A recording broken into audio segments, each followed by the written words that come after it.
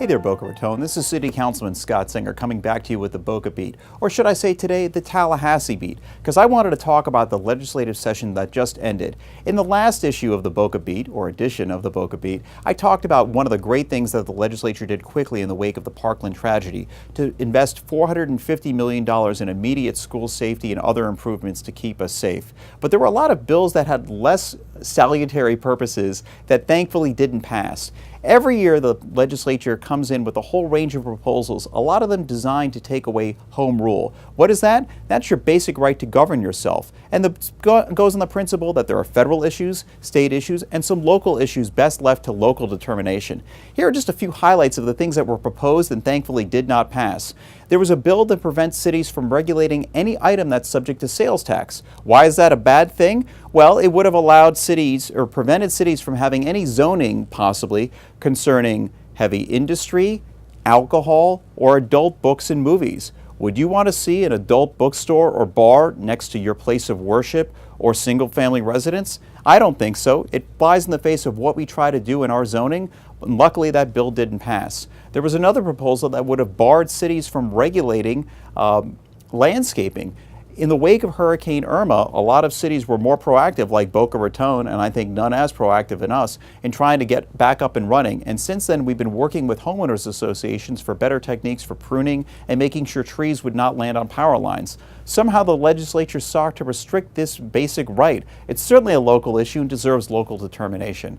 In addition, the legislature was also looking to regulate all municipal elections, making sure that they all fell on the same day of the year. That doesn't necessarily make sense for us in the same way it would for another city in the other part of the state. Local elections should be controlled by local rule. As we saw at the last turnout, would you want to have your election determined by someone else? I don't think so. I did want to highlight a couple things that unfortunately didn't make it out of this legislative session that I think are of concern to you.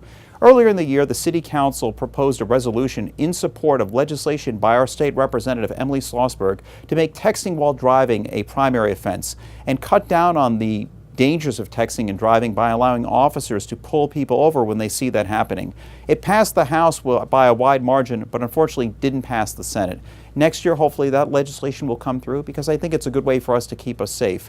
And talking about home rule, it's not something that we can regulate ourselves.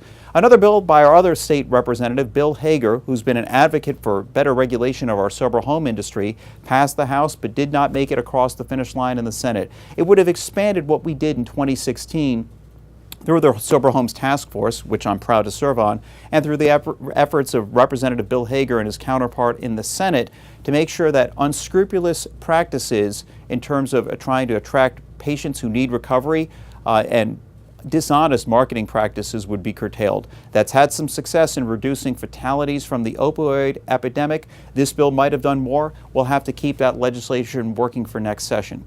So legislature's done, but we're here serving you, and I want to hear your thoughts on any issues of state or local concern. Share your thoughts with me here at the Boca Voice or at Scott Singer USA. Until then, see you around town. Thanks.